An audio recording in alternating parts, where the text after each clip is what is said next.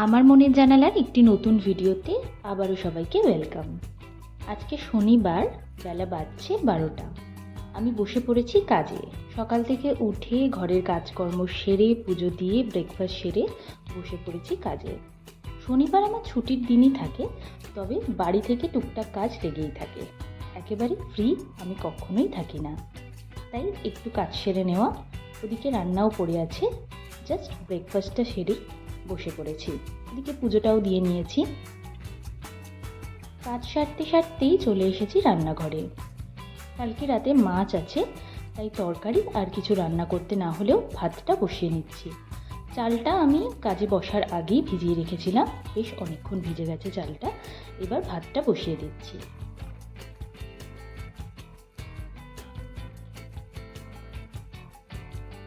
বেলা বাজছে 3টে। খাওয়া দাওয়ার পাট চুকেছে অনেকক্ষণ। টুকটাক একটু আধটু কাজও করছিলাম, হঠাৎ করে জানলার এদিকটায় চোখ গেল। এই জানলাটা বড় ফাঁকা ফাঁকা লাগতো বলে আমি টুকটাক কিছু জিনিসপত্র দিয়ে এই কর্নারটা সাজিয়ে রেখেছিলাম, কিন্তু অনেক দিন এদিকে চোখ যায়নি, আর তাতেই জিনিসপত্রগুলোতে পড়েছে বেশ ধুলো। তাই হাতে যখন এটুকু সময় পেয়েছি, একটু পরিষ্কার করে নেওয়া যাক। প্রথমেই আমি জানলাটা মুছে নিচ্ছি, আর এবার একটা ভিজে কাপড় দিয়ে এদিকটা মুছে রাখছি। থাক, এদিকটা শুকুক, আমি ওদিকে শোপিসগুলোকে একটু আধটু করে মুছতে থাকি।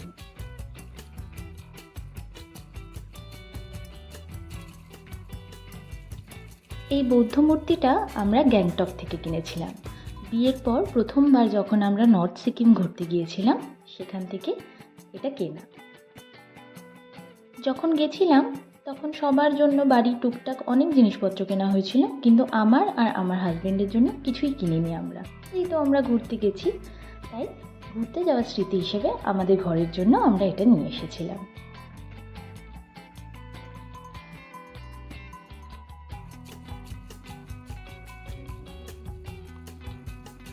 কয়েকদিন একটু চোখ যায়নি, তাতেই কি ময়লা পড়ে গেছে। ক্যামেরায় দেখে বোঝা যাচ্ছে না, কিন্তু বেশ ধুলো জমে গেছে। আসলে সূক্ষ্ম জিনিস তো, কোনায় কোনায় বেশ ধুলো জমেছে, তাই একটু কলিন দিয়ে আমি এটা পরিষ্কার করে নিচ্ছি। কলিনটাকে ডিরেক্ট দিচ্ছি না, একটু কাপড়ে নিয়ে হালকা ভিজিয়ে তারপর মুছে নিচ্ছি। এতে গ্লেজটাও একদম আগের মতো হয়ে যাবে।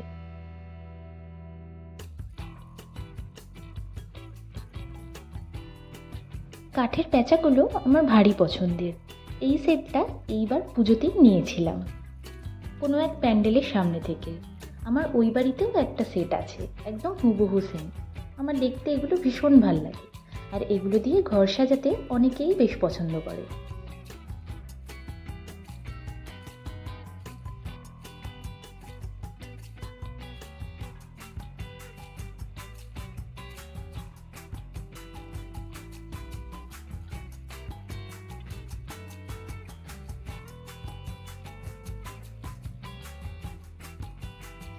এই যে ভাসটা দেখছেন, এটাও আমার লাস্ট অফিসের এক কলিগ কাম বন্ধুর দেওয়া।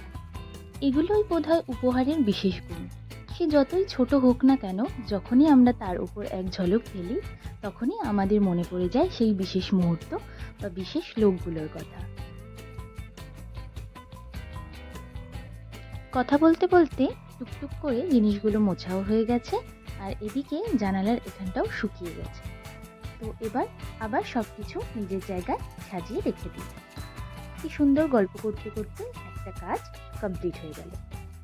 এই যে এরকম দেখতে লাগছে জায়গাটা।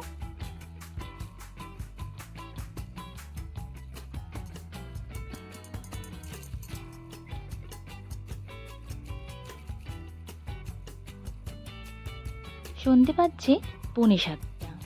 অফিসের কাজও ওদিকে শেষ হয়ে গেছে, আর এদিকে সন্ধ্যাবাতি দিয়ে সন্ধ্যের কাজ সেরে আমি বসিয়ে দিচ্ছি চায়ের জলটা। চা হয়ে গেছে, এবার একটু আয়েশ করে চা খাওয়া যাক কিছুক্ষণ ধরে।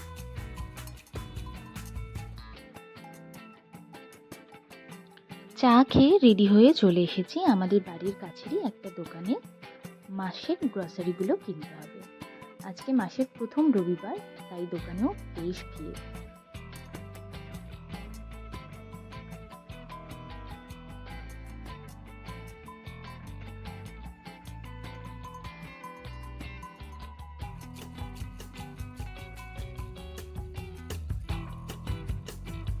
টুকটাক করে দুজনে মিলেই দরকারি জিনিসপত্রগুলো তুলে নিচ্ছি। লেগে যাবে অনেকটা সময়, কেনার আছে সারা মাসের জিনিসপত্র, তাই একটু হাতে সময় নিয়ে আমরা এলাম। আর এদিকে নানান জিনিসপত্র প্রত্যেক মাসে আসতে থাকে, নতুন কাটলারি সেট, নতুন গ্লাস সেট, কাপ সেট। তো ওগুলো দেখতে দেখতেও বেশ অনেকটা সময় লেগে যায়। তো এগুলো তুলতে থাকি, তারপর এই সেকশনগুলোতে একবার গিয়ে ঘুরে আসবো।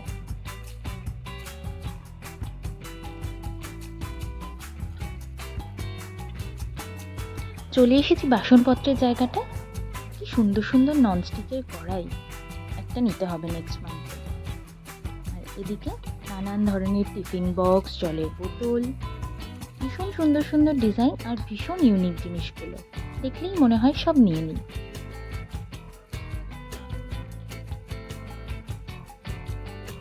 ঘরের জন্য কয়েকটা চামচ কেনার ছিল, তাই এই কাটলারি সেটটা দেখছি। এটার সাথে আবার স্ট্যান্ডটাও আছে, বেশ সুন্দর জিনিসটা। তবে কাঁটা চামচ অনেকগুলো আছে, আমার মেনলি স্পুন দরকার, তাই দেখে নিচ্ছি একবার যদি ভালো মতো পাওয়া যায়। আর এদিকে জলের বোতলগুলোও কিন্তু দারুণ। দেখি ওদিকটা গিয়ে আর কিছু পাই কিনা চামচের মধ্যে।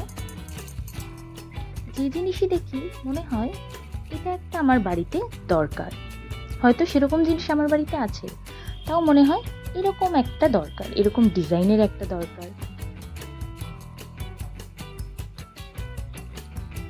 যাক, এদিকে তাকিয়ে আর লাভ নেই, শুধু দেখেই চোখ ভরাই। আসল যেটা কেনার দরকার সেটাই কিনতে হবে। ওদিকে একবার যাওয়া যাক। এই স্ট্যান্ডগুলো খুব সুন্দর, দাম বেশি নয়, সাধ্যের মধ্যে, বেশ ভালো লাগছে। এই চামচগুলো নিলাম, বেশ ভালো, 6টা সেট, দাম মাত্র 99 টাকা, বেশ সুন্দর। নেওয়ার আছে ওর জন্য একটা জুতোর ব্রাশ, সেটাও নিয়ে নিচ্ছি। আর এদিকে ও দেখছে ড্রাই ফ্রুটসের মধ্যে সব মিক্স আছে, কিন্তু তাও কোনোটাতে কাজু বেশি, কোনোটাতে কিশমিশ, কোনোটাতে আবার ওই কালো আঙুরের কিশমিশগুলো, আবার কোনোটাতে আমন্ড বেশি, তাই ও দেখে দেখে বেছে নিচ্ছে। যাই হোক, এটাই ঠিকঠাক আছে, সব ঠিকঠাক মতো এটাই নেওয়া হলো। এবার যাওয়া যাক বিলিং কাউন্টারের দিকে। সব কেনাকাটা মোটামুটি কমপ্লিট। কেনাকাটা সেরে খেয়েছিলাম একটু ভেলপুরি, তারপরে ফিরছি বাড়ির দিকে। বাড়ি গিয়ে আবার রাতের রান্নাও বসাতে হবে। বাড়ি ফিরে ফ্রেশ হয়ে চলে এসেছি রান্নাঘরে, করতে হবে রাতের ডিনারের জোগাড়। আজকে ডিনারে বেশি কিছু নয়, শুধুমাত্র রুটি, তরকারি, আর ভাবছি একটু ডিমের ভুর্জি করব। তার জন্য কেটে নিচ্ছি পেঁয়াজগুলোকে একটু কুচিয়েই নিচ্ছি। আর এদিকে তরকারির জন্য আলুগুলোও আমি কেটে নিচ্ছি।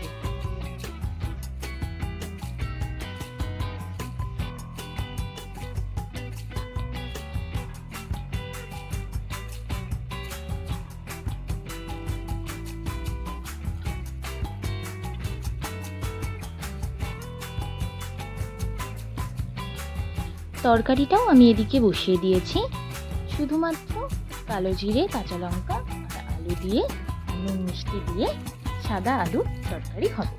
আর দিয়ে দিচ্ছি সামান্য একটু হলুদ। এটাই কিন্তু রুটির জন্য দারুণ অ্যাপ্রোপ্রিয়েট। রুটি হোক বা লুচি, সাদা আলুর তরকারি সব কিছুর সাথে দারুণ অমৃতের মতো খেতে লাগে।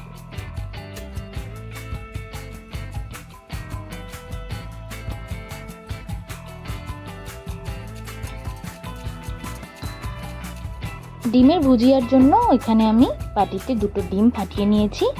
এবার একটু নুন দিয়ে ভালো করে ফেটিয়ে নেব ডিমটা।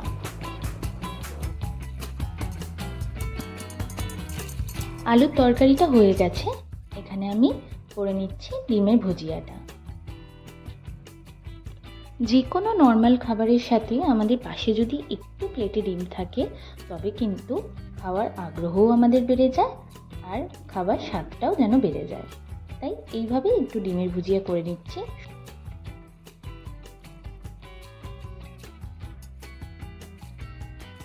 ডিমের ভুজিয়াও হয়ে গেছে, এবার করে নিচ্ছি রুটিগুলো করে গরম গরম খেয়ে নেব। তো চলুন আজকের মতো ব্লগটা এখানেই শেষ করছি। দেখা হবে আগামী কোনো একটা ব্লগে। ততদিন সবাই ভালো থাকবেন, সুস্থ থাকবেন আর আশেপাশে সবাইকে ভালো রাখবেন। আজকের মতো টাটা।